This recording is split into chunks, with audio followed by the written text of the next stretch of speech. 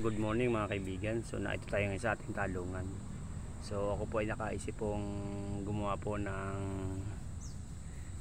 pamatay ng mga white flies, yung mga insekto na lumilipad sa ating mga talong, yung white flies.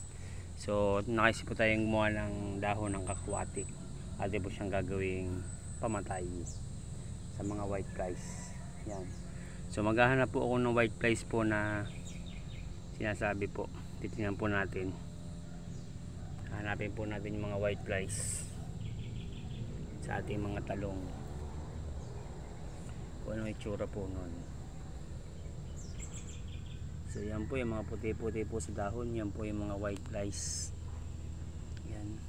Yan yung mga nalipad pong yun. Yan yun po, white flies po yan. Yan, nakikita nyo yun. Yan po yung ating pupuksain mga kaibigan. So napakarami pong white flies po ngayon dahil po tagulan. So ako po gagawa. So ito po, kaya po ay gagawa po ng mga pamatay peste. Gawa po sa mga nagbubutas-butas pong dahon. Yan.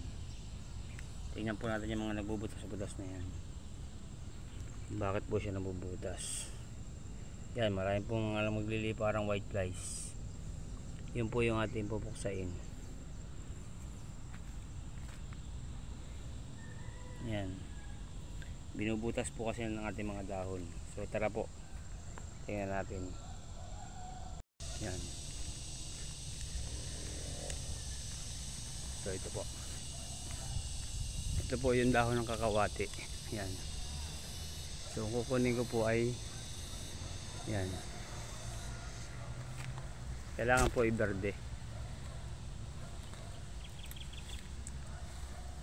So mahirap po tanggalin.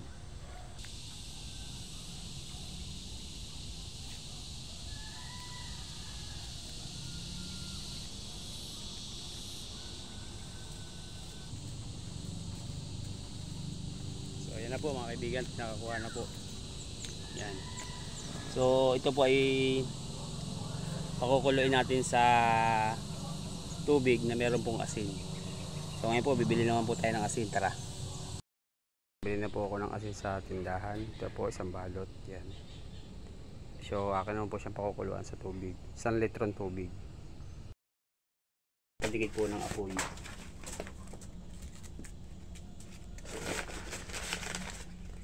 Lamig po ang lighter.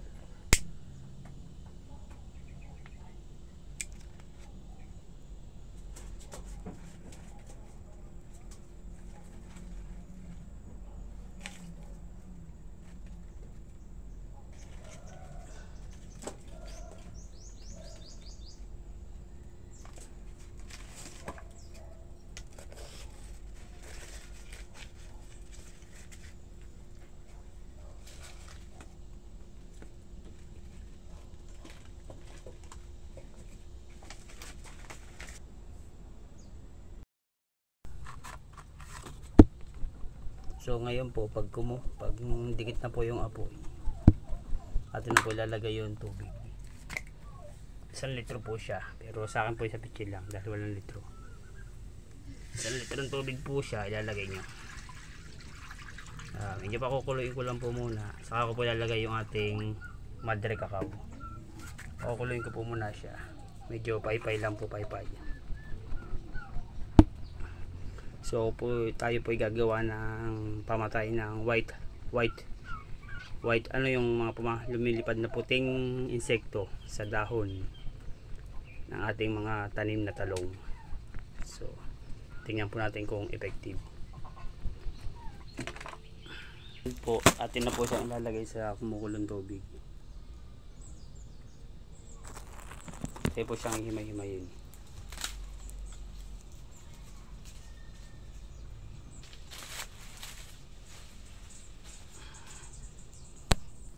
So yun na po, nilagay na po natin siya. Apaw.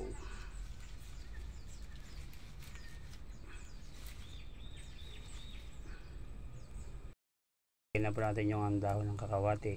So atin na muna siyang pakukuluin bago natin ilagay itong asin. Yan. Pakukulin po muna natin siya. Kumukulo na po siya. Yan, kumukulo na po. Yan. Kumukulo na po siya. Atin na po ilalagay yung ating asin na kumukulo na binili po sa tindahan. Sa inyo po ito, wala po itong ano yung asin. Pwede niyo pong ubusin. Ako po hahatiin ko lang. Yan. Hinati ko lang po. Yan. Hinati ko lang po siya. Ngayon po, atin po siyang i-mix. So, ito lang po yung ingredients.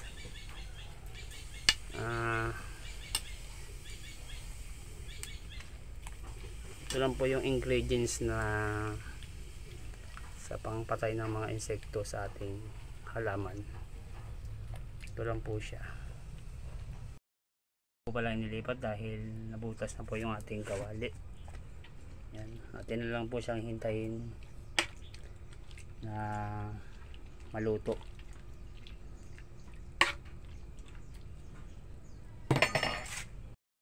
Ilulutuin natin yung madre cacao. Kailangan po iluto-luto siya. Yan. So mga 1 oras ko po siyang papakuluan para po lutong-luto talaga yung ating gagawin herbal pesticide. Yan. Lutuin ko po siya. Pagkatapos po ng 1 oras, saka po palalamigin yung ating madre cacao na pampatay sa mga insekto, sa mga white flies. Atin na po siyang dadalhin at sasalin po sa isang planggana para palamigin. Yan. Dahil po ang pabo. Atin na po siyang sasalin sa isang planggana. Yan. Yan po yung tubig niya. Palalamigin po natin. Yan.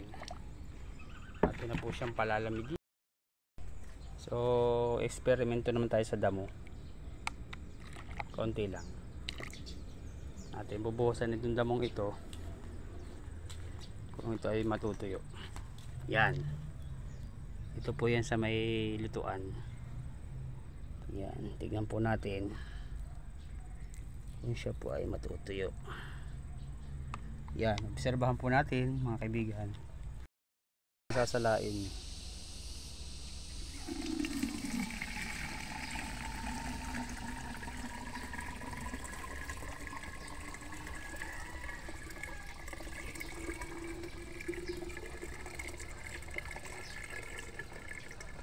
Yan. Tapos isasali naman natin sa isang lalagyan. Yan. Natin sa isang plastic bottle.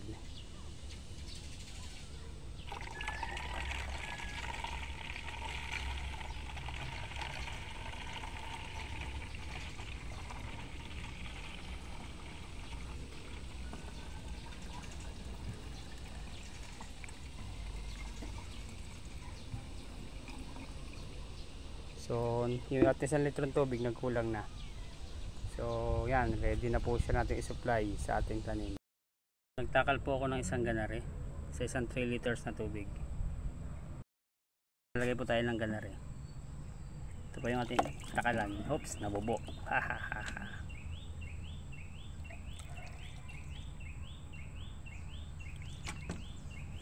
Sa isang 3 liters na tubig.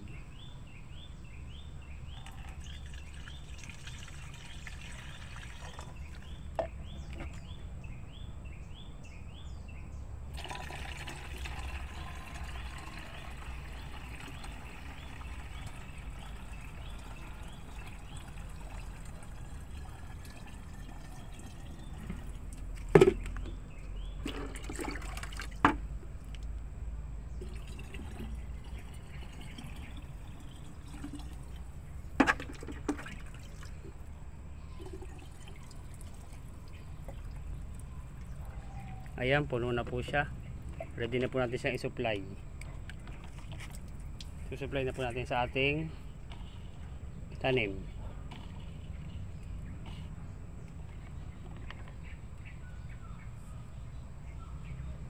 Yan.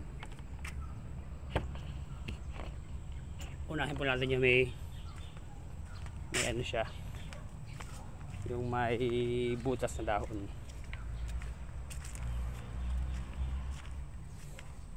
Hintay po muna bubumbahin.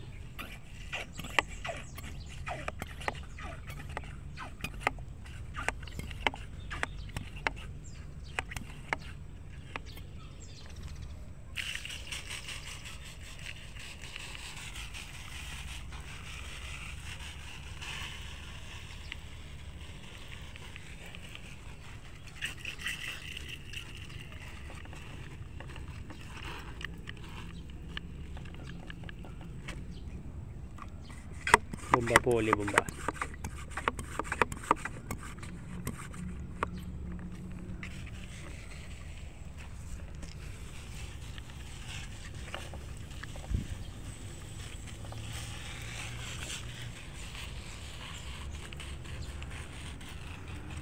Nakikita nyo po, liliparan, no?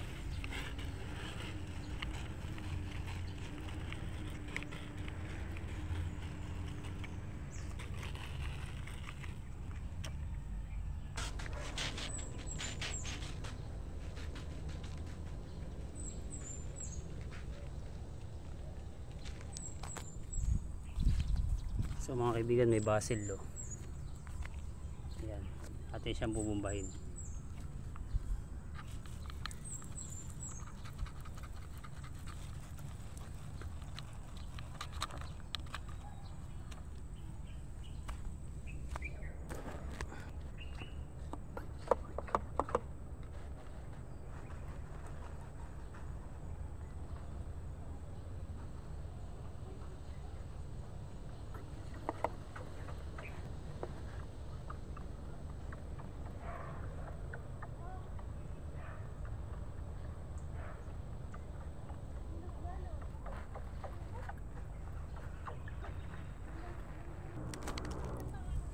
So mga kaibigan, ito po yung ating lugar na nagamitan po natin ng kakawati pesticide.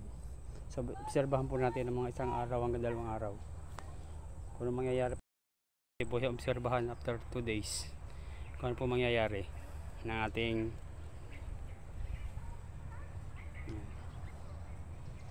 base.